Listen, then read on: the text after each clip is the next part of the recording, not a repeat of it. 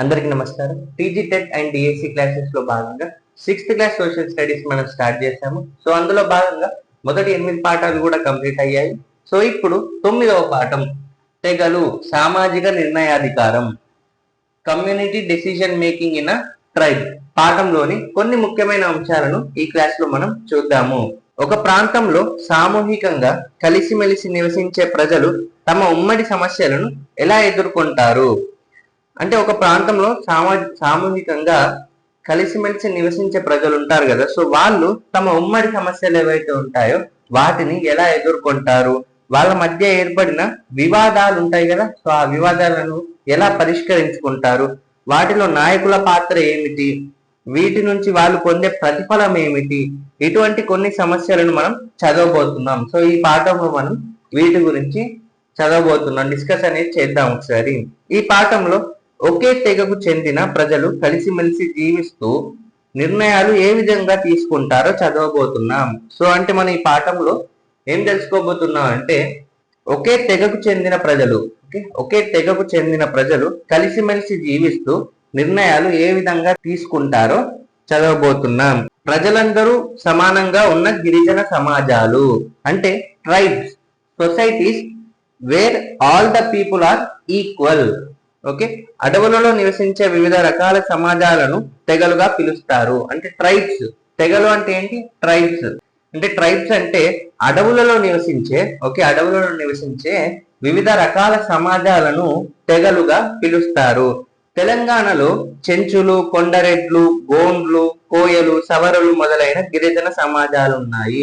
So మరి తెలంగాణలో ఏమేమి ఉన్నాయి అంటే చెంచులు, ఓకే, కొండరెడ్లు, గోండ్లు, కోయలు, సవరలు మొదలైన గిరిజన సమాజాలు ఉన్నాయి. మన దేశంలోని చాలా రాష్ట్రాల్లో ఉండే తెగలు ప్రధానంగా అడవుల్లో జీవనం కొనసాగిస్తున్నారు. సో ప్రధానంగా వీళ్ళందరూ కూడా ఎక్కడ ఉంటారు? వీళ్ళే కాకుండా భారతదేశంలో, మన దేశంలోని చాలా రాష్ట్రాల్లో ఉండే తెగలు ప్రధానంగా ఎక్కడ ఉంటున్నారంటే అడవుల్లో ఉంటున్నారు. అడవుల్లో వాళ్ళ యొక్క జీవనం అనేది కొనసాగిస్తున్నారు. వాళ్ళందరికీ విభిన్న జీవన విధానాలు, భాషలు, సంస్కృతులు ఉన్నాయి. వాళ్ళ మధ్య కొన్ని తేడాలు ఉన్నప్పటికీ వాళ్ళందరినీ గిరిజనులు అని ఎందుకు అంటున్నారు? అయితే మనం అనుకున్నాం కదా, వాళ్ళ యొక్క భాషలు కానివ్వండి, సంస్కృతులు కానివ్వండి, జీవన విధానాలు కూడా తేడాలు ఉన్నప్పటికీ కూడా ఎందుకు వాళ్ళందరినీ గిరిజనులు అని ఎందుకు అంటున్నారు? వాళ్ళ మధ్య ఒకే రకమైన కొన్ని లక్షణాలు ఉండడం దానికి కారణమే. ఎందుకు అంటున్నారంటే వాళ్ళ మధ్య ఒకే రకమైన కొన్ని లక్షణాలు అనేవి ఉన్నాయి. వాళ్ళ మధ్యన కొన్ని తేడాలు ఉన్నప్పటికీ కూడా అలాగే కొన్ని లక్షణాలు అనేవి ఒకే రకంగా ఉన్నాయి. సో అందుకే వాళ్ళందరినీ కూడా గిరిజనులు అని ఇక్కడ పిలవడం జరుగుతుంది. అవి ఏమంటే మరి ఏమేమి సిమిలారిటీస్ వీళ్ళ మధ్యలో ఉన్నాయో మనం చూద్దాము. సో ఇక్కడ ఫస్ట్ పాయింట్ మనకి ఏమిచ్చారంటే, ఒక తెగలోని సభ్యులందరూ తామంతా ఒకే మూల పురుషుని నుంచి వచ్చిన వాళ్ళమని భావిస్తారు. సో ఒక తెగ నుంచి, ఓకే, సో ఒక తెగలోని సభ్యులందరూ కూడా తామంతా వాళ్ళందరూ కూడా ఒకే మూల పురుషుని నుంచి వచ్చిన వాళ్ళమని భావిస్తారు. ఇంగ్లీష్ లో వాళ్ళందరూ కూడా descendants of a common ancestor, okay common ancestor అంటే ఒకే మూల పురుషుని నుంచి వచ్చిన వాళ్ళమని ఆ పర్టికులర్ తెగ వాళ్ళంతా కూడా భావించడం జరుగుతుంది. అందువల్ల తెగలోని సభ్యులందరూ ఒకరినొకరు బంధువుగా తలుస్తారు. సో ఒకరి నుంచే వచ్చినప్పుడు ఏమవుతుంది? ప్రతి ఒక్కరికి కూడా ఏదో ఒక రక్త బంధం అనేది ఉంటుంది కదా, సో అందరు కూడా బంధువులు అన్నట్టుగానే వాళ్ళు తలుస్తారు. సహజ వనరులైన అడవి, భూమి, నీరు, పచ్చిక బయళ్ళు వంటి వాటిని ఆ తెగకు ఉమ్మడి ఆస్తిగా భావిస్తారు. అంటే వీటిని కూడా సహజ వనరులు ఉంటాయి కదా, న్యాచురల్ రిసోర్సెస్ అంటే అడవి అంటే ఫారెస్ట్ కానీ, భూమి కానీ, నీరు కానీ, పచ్చిక బయళ్ళు, వీటన్నిటిని కూడా ఆ తెగకు అంటే వీళ్లకు, ఆ ట్రైబ్ కి ఉమ్మడి ఆస్తిగా, common wealth, okay, common wealth of the entire tribe, వాళ్ళందరికీ కూడా ఒక ఉమ్మడి ఆస్తి లాగానే వీటిని భావిస్తారు. అంతేగాని ఒక వ్యక్తికో కుటుంబానికో చెందినవిగా తలచరు. అంటే ఇది ఇప్పుడు ఈ పర్టికులర్ ఇతనికి, ఈ నీరు ఇతనికి అలా అనేది ఏముండదు. ఈ భూమి అతనికి అనేది ఈ కుటుంబానికి అలా ఉండదు. ఒక వ్యక్తికో ఒక కుటుంబానికో అని కాదు, ఉమ్మడి ఆస్తిగా అందరికి కలిసి అన్నట్టుగానే వాళ్ళు ఒక తెగలోని ప్రజలందరూ కూడా భావిస్తారు. ఈ వనరులన్నింటినీ తెగ నిర్ణయాలకు అనుగుణంగా వాడుకోవచ్చు. సో ఈ రిసోర్సెస్ ఉన్నాయి కదా, వీటిని తెగ యొక్క నిర్ణయాలకు అనుగుణంగా వాడుకోవచ్చు. ధనిక పేద తారతమ్యాలు. సో ఇక్కడ పాయింట్స్ వైజ్ గా ఇచ్చారు కదా. సో ఫస్ట్ పాయింట్ ఏమో ఒకే మూల పురుషుని నుంచి వచ్చామని అందరు భావిస్తారు, బంధువులుగా భావిస్తారు. సెకండ్ది సహజ వనరులైన అడవి, భూమి, నీరు వీటన్నిటిని కూడా ఉమ్మడి ఆస్తిగా భావిస్తారు. ఓకే, సో అలా మూడో పాయింట్ మనం చూస్తే ధనిక పేద తారతమ్యాలు వీళ్ళలో కనబడవు. సో ఇలా వీళ్ళు ధనికులు, వీళ్ళు పేదలు, అలాంటి తారతమ్యాలు, అలాంటి డిఫరెన్సెస్ అనేది రిచ్ పూర్ అలా వీళ్ళ దగ్గర కనబడవు. ప్రతి ఒక్కరికి తెగ సమిష్టి ఆదాయంలో వాటా ఉంటుంది. సో తెగ యొక్క సమిష్టి, ఓకే, సమిష్టి ఆదాయం ఉంటుంది కదా, దాంట్లో వాటా అనేది ప్రతి ఒక్కరికి కూడా ఉంటుంది. ఉదాహరణకు తెగ భూమి మొత్తాన్ని అన్ని కుటుంబాలకు కుటుంబంలోని సభ్యుల సంఖ్యను బట్టి పంచుతారు. సో తెగ యొక్క భూమి అనేది ఉంటుంది కదా, ల్యాండ్, వాటిని ఎలా పంచుతారు అంటే ఇక్కడ మనకు అన్ని కుటుంబంలోని సభ్యుల సంఖ్యను బట్టి, సో ఎంతమంది ఉన్నారు, సో అలా దాన్ని బట్టి ఆ ల్యాండ్ అనేది డిస్ట్రిబ్యూట్ చేయడం జరుగుతుంది. కొన్ని సందర్భాల్లో కొన్ని సంవత్సరాల తర్వాత తిరిగి కుటుంబాలకు భూమిని పంచుతారు లేదా విభజిస్తారు. సో కొన్ని సందర్భాల్లో ఏమవుతుందంటే కొన్ని సంవత్సరాల తర్వాత తిరిగి కుటుంబాలకు భూమిని పంచుతారు లేదా విభజిస్తారు. మరికొన్ని సందర్భాలలో గిరిజన సమూహ సభ్యులందరూ సాగు చేసి పంట పండిస్తారు. సో ఇలా కూడా చేస్తారు, పంట కూడా. సో గిరిజన సమూహ సభ్యులందరూ సాగు చేసి పంట పండిస్తారు. పండిన పంటను అందరూ సమిష్టిగా పంచుకుంటారు. సో పండిన పంటను కూడా సమిష్టిగా అందరూ కూడా పంచుకుంటారు. గిరిజన తెగ సమిష్టి భూమిని ఎవరు అమ్మడానికి వీల్లేదు. సో ఇక్కడ వాళ్ళ యొక్క సమిష్టి భూమి ఏదైతే ఉంటుందో దాన్ని ఎవరు కూడా అమ్మకూడదు. ఓకే, వేరే వాళ్ళకని అలా అమ్మడానికి వీలు అనేది లేదు. కారణం ఆ భూమి మొత్తం తెగది.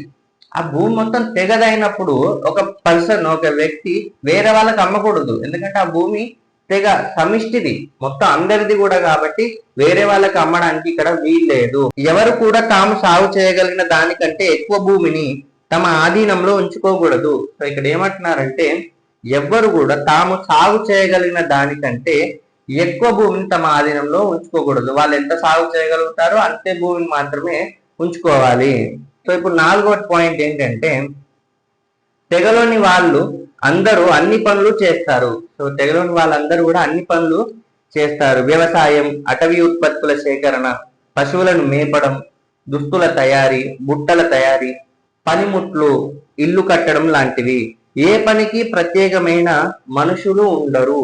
సో ఇది ఇంపార్టెంట్ పాయింట్. అంటే ఒక పని పర్టికులర్ పర్సన్ చేయాలి, ఓకే, పర్టికులర్ వీళ్ళే చేయాలి అలా అన్నట్టు ఏది ఉండదు. ఓకే, అందరూ కూడా అన్ని పనులు చేస్తారు. ఇంతకు మనం చెప్పుకున్నాం కదా, వ్యవసాయం, అగ్రికల్చర్ కానివ్వండి, అటవీ ఉత్పత్తుల సేకరణ, పశువులు మేపడం, దుస్తుల తయారీ, బుట్టల తయారీ, పనిముట్లు, ఇల్లు కట్ట అందరూ చేస్తారు. ఓకే, ఏ పనికి ప్రత్యేకమైన ఒక స్పెషల్ పర్సన్ అట్లా అయితే ఉండరు. సో ఇది నాలుగో పాయింట్. ఇప్పుడు ఐదో పాయింట్ కూడా ఏమంటున్నారంటే కుటుంబంలోని ప్రతి పనిని చిన్న పెద్ద తేడా లేకుండా పురుషులు, స్త్రీలు, పిల్లలు కలిసి చేస్తారు. సో కుటుంబంలో ఉన్న ప్రతి పని ఉంటుంది కదా, సో ప్రతి పనిని కూడా చిన్న పెద్ద తేడా లేకుండా పురుషులు, స్త్రీలు, పిల్లలు కలిసి చేస్తారు. ఓకే, చిన్న పెద్ద తేడా లేకుండా పురుషులు, స్త్రీలు, పిల్లలు కలిసి చేస్తారు. అయితే పురుషులకు నిర్ణయాధికారం ఎక్కువగా ఉండడం సామాన్యంగా కనిపిస్తుంది. అయితే అందరూ చేస్తారు కానీ ఇక్కడ సామాన్యంగా ఏం గమనించవచ్చు అంటే పురుషులకు నిర్ణయాధికారం అనేది ఎక్కువగా ఉండడం కనిపిస్తుంది. సో ఆరో పాయింట్ అడవి దేవతలను తమ మూల పురుషులను సంతృప్తి పరచడానికి వీలుగా జరిపే సామూహిక ఉత్సవాలకు, పండుగలకు గిరిజన సమూహంలో ఎక్కువ ప్రాధాన్యం ఇస్తారు. So tribal gods and ancestors, ఇక్కడ అడవి దేవతలను తమ మూల పురుషులను సంతృప్తి పరచడానికి వీలుగా జరిపే సామూహిక ఉత్సవాలు ఉంటాయి కదా. ఓకే, సామూహిక ఉత్సవాలు, అలాగే పండుగలు, ఓకే, ఫెస్టివల్స్ కానివ్వండి, రిచువల్స్ కానివ్వండి, ఇవన్నీ కూడా గిరిజన సమూహంలో వీటికి ఎక్కువ ప్రాధాన్యం అనేది ఇస్తారు. అంతేగాక వివిధ విశ్వాసాలు, ఆచారాలు, పాటలు, నృత్యాలు, చిత్రకళలు వంటివి వాళ్ళ సమూహాలలో సామాన్యంగా కనిపిస్తాయి. సో ఇవన్నీ కూడా కనిపిస్తాయి వాళ్ళ దగ్గర. ఏంటి వివిధ విశ్వాసాలు ఉంటాయి. ఓకే, అలాగే ఆచారాలు ఉంటాయి, పాటలు ఉంటాయి, నృత్యాలు, చిత్రకళ, ఇవన్నీ కూడా మనం వాళ్ళ సమూహాలలో సామాన్యంగా కనిపిస్తాయి. సో ఇది 6వ పాయింట్. సో ఇలా మొత్తానికి ఇన్ని పాయింట్స్ కూడా వీళ్ళ మధ్య ఉన్న ప్రతి తెగలో ఉన్న కామన్ పాయింట్స్ ఏవైతే ఉంటాయో, అంటే సిమిలారిటీస్ ఏవైతే ఉంటాయో ఇవన్నీ కూడా ఇవ్వడం జరిగింది. ఒక తెగ ఒక పెద్ద ప్రాంతంలో కొన్ని గ్రామాలుగా లేదా ఆవాస ప్రాంతాలుగా ఉండవచ్చు. సో ఒక తెగ ఏదైతే ఉంటుందో, ఒక ట్రైబ్, ఓకే, ఒక తెగ ఒక పెద్ద ప్రాంతంలో కొన్ని గ్రామాలుగా లేదా ఆవాస ప్రాంతాలుగా ఉండవచ్చు. తెగ మొత్తానికి సంబంధించిన విషయాల మీద ఎలా నిర్ణయాలు తీసుకుంటారు అంటే, తెగ మొత్తానికి సంబంధించిన విషయాలు ఉంటాయి కదా, వాటి మీద మరి నిర్ణయాలు ఎలా తీసుకుంటారు, తగాదాలు ఎలా పరిష్కరించుకుంటారు, ఏమైనా తగాదాలు అయితే వాటిని ఎలా పరిష్కరించుకుంటారు, ఆదిలాబాద్ జిల్లాలోని గోండ్లు ఎలా తగాదాలను పరిష్కరించుకుంటారో మనం చూద్దాం. సో ఇప్పుడు ఆదిలాబాద్ జిల్లాలోని గోండ్లు, ఇక్కడ మనం చూసాం కదా, చెంచులు, కొండరెడ్లు, గోండ్లు, కోయల్, సవరలు, ఇవన్నీ కూడా మొదలైన తెగలు మన తెలంగాణలో ఉన్నాయని. సో ఇప్పుడు గోండ్లు, ఓకే, ఆదిలాబాద్ జిల్లాలోని గోండ్లు వాళ్ళ యొక్క తగాదాలను ఎలా పరిష్కరించుకుంటారో మనం చూద్దాం. దీనికోసం తెలంగాణలోని గోండుల గురించి ఫ్యూరర్ హైమండార్, ఓకే, సో వీటి కోసం దీనికోసం తెలంగాణలోని గోండుల గురించి ఫ్యూరర్ హైమండార్, ఎవరు, ఫ్యూరర్ హైమండార్ రాసిన పుస్తకం, ఈయన ఒక పుస్తకం రాశారు. ఎవరి గురించి, తెలంగాణలోని గోండుల గురించి ఫ్యూరర్ హైమండార్ రాసిన పుస్తకంలోని సంక్షిప్త సారాంశాన్ని మీకు అందిస్తున్నా అని ఇక్కడ మనకు చెప్పడం జరిగింది. సో ఇక్కడ ఇవ్వడం జరిగింది కదా తన ఫోటో, ఫ్యూరర్ హైమండార్. సో ఇక్కడ మనం చూడొచ్చు, హైమండార్ అమాంగ్ గోండ్స్ అంటే గోండులతో హైమండార్. ఆంథ్రోపాలజిస్టులు, మానవ విజ్ఞాన శాస్త్రవేత్తలు, ఎవరు, ఆంథ్రోపాలజిస్టులు, ఓకే, ఆంథ్రోపాలజిస్ట్ అంటే మానవ విజ్ఞాన శాస్త్రవేత్తలు. ఆంథ్రోపాలజిస్టులు గిరిజన ప్రజలను గురించి అధ్యయనం చేశారు. ఎవరి గురించి, గిరిజన ప్రజల గురించి వీళ్ళు స్టడీ చేయడం జరిగింది, అధ్యయనం చేయడం జరిగింది. వారు గిరిజనులతో పాటు నివసిస్తూ వాళ్ళ సంస్కృతి, జీవన విధానం, విశ్వాసాలు, నిర్ణయాలు మొదలైన వాటిని నమోదు చేస్తారు. సో వీళ్ళు గిరిజనులతో నివసిస్తూ వీళ్ళు ఏం చేసేవారంటే వాళ్ళ యొక్క సంస్కృతిని కానివ్వండి, జీవన విధానం ఉంటుంది కదా, life style, so life style ని, విశ్వాసాలు అంటే బిలీఫ్స్, ఓకే, నిర్ణయాలు మొదలైన వాటిని నమోదు చేస్తారు. అటువంటి వారిలో ప్రముఖమైన పరిశోధకుడు ఫ్యూరర్ హైమండార్. సో వీళ్ళు ఇలా చేస్తారని చెప్పాం కదా. సో ఇందాక మనం మాట్లాడుకున్నట్టు వారిలో ప్రముఖమైన పరిశోధకుడు ఎవరంటే ఫ్యూరర్ హైమండార్.